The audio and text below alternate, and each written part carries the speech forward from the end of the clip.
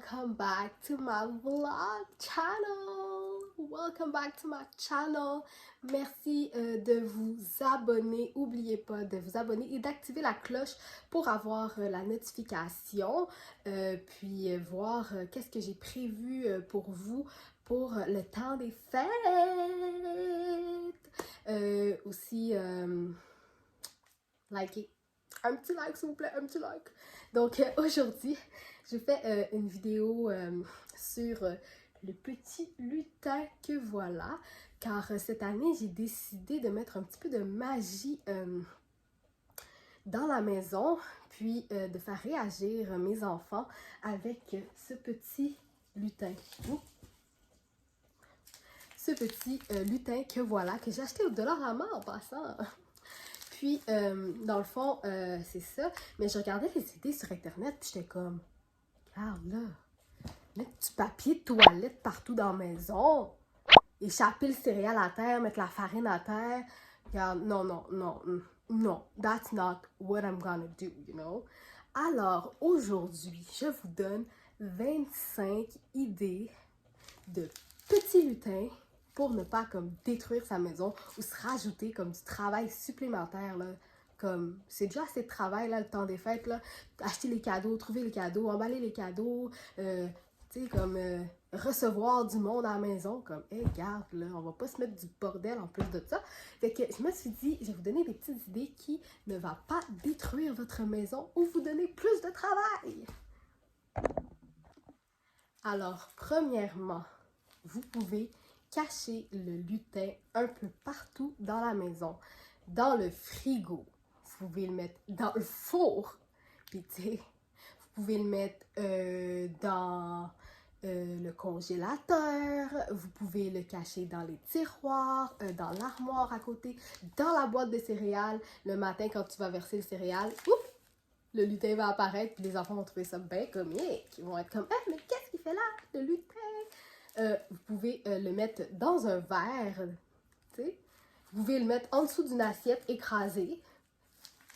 Vous pouvez le cacher dans la manche de manteau de votre enfant. Vous pouvez le cacher dans la tuque de votre enfant, dans la botte de votre enfant, le manteau de neige. Écoutez, il y a tellement de place où on peut cacher. Vous pouvez même, pendant qu'il dort, le mettre en dessous de l'oreiller. C'est ça, le lutin il peut aussi être caché dans le sapin. Vous pouvez le mettre sur une tablette quelque part, parce que quand à tous les jours vous faites ça, là, à un moment donné, comme les enfants vont se réveiller puis ils vont se demander aujourd'hui il est où le lutin là, puis ils vont se mettre à le chercher. Le petit lutin aussi, au lieu de comme faire le bordel, il peut aussi nous aider. C'est une bonne idée. Vous pouvez le mettre dans la toilette, mettre la pâte à dents sur les brosses à dents des enfants, puis mettre le tube de pâte à dents entre les mains du lutin. Puis on dit aux enfants, hey, regardez, le lutin nous a aidés ce matin. Waouh! C'est ça, par exemple, mettre le céréal dans le bol, puis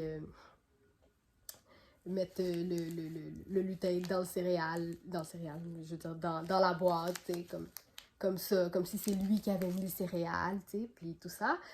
On peut aussi faire faire un casse-tête, puis le lutin a dans les mains le dernier morceau.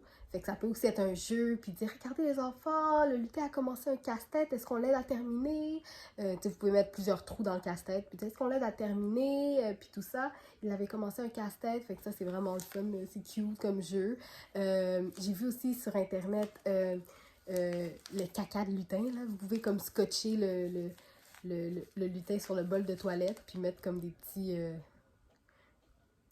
je sais pas qu'est-ce que vous allez choisir comme caca de lutin, là, mais vous pouvez mettre comme des Cheerios, là, ou genre des Fruit Loops. Ah ouais, c'est un bon caca de lutin, ça, des Fruit Loops.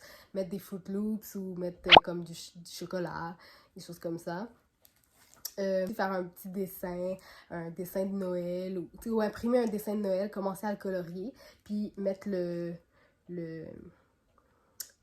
mettre le crayon dans les mains du lutin, puis vous dites aux enfants, ben complétez le dessin. Vous pouvez compléter le dessin si vous avez le temps le matin aussi, là. compléter le dessin, là. Le lutin a commencé le dessin, donc aidez-le à finir. Puis si, mettons, le matin, vous vous levez un peu plus tôt que les enfants, vous ouvrez la télé et puis vous mettez le lutin assis sur le sofa avec la télécommande dans les mains. Puis vous dites aux enfants que le lutin s'est endormi devant la télé. Il a laissé la télé ouverte. Donc, c'est assez drôle. Vous pouvez aussi acheter des crayons effaçables ou si vous en avez déjà. Là, souvent, c'est des choses qu'on a. Puis comme faire des dessins dans le miroir de la toilette, puis mettre le crayon entre les mains du petit lutin. Donc le petit coquin a fait des dessins pendant la nuit. Aussi, on peut faire des petites mises en scène avec les autres jouets. Lutin, comme il lit un livre, par exemple, aux autres toutous. Vous placez tous les autres toutous, puis il est en train de lire un livre au toutou. Fait que c'est assez mignon. Vous pouvez aussi scotcher le lutin au mur et puis mettre, je sais pas moi, genre des policiers autour ou comme des dinosaures, des petites figurines que vous avez pour les enfants, là, que les enfants ont déjà, là. Puis les petits jouets figurines que les enfants ont déjà, comme si ces jouets-là étaient en train d'attaquer le lutin parce qu'il fait trop de mauvais coups, le petit. Et un dernier tour, ce serait d'emballer quelque chose que vous et les enfants, vous utilisez souvent. Ça peut être, je sais pas moi, la boîte de céréales. Ça peut être une cuillère, là, comme la cuillère préférée de ton enfant, tu l'emballes. Ça peut être, mettons que votre enfant boit du lait à tous les jours, ben vous pouvez emballer la pinte de lait. Puis quand on ouvre le frigo, la pinte de lait est emballée. Qui a fait ça? Puis le lutin est dans le frigo avec, je sais pas moi, du scotch tape dans ses mains.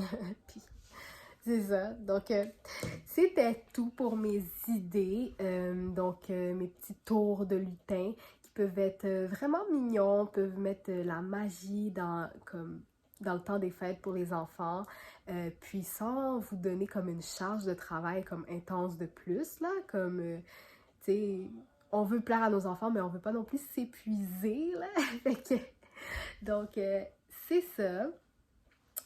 Donc, j'espère que vous avez quand même apprécié ma vidéo. Puis, n'oubliez pas de like, de vous abonner et de me laisser un petit commentaire. Donc, merci beaucoup. Ça m'encourage vraiment de voir que vous écoutez mes vidéos et que vous me supportez. Merci beaucoup.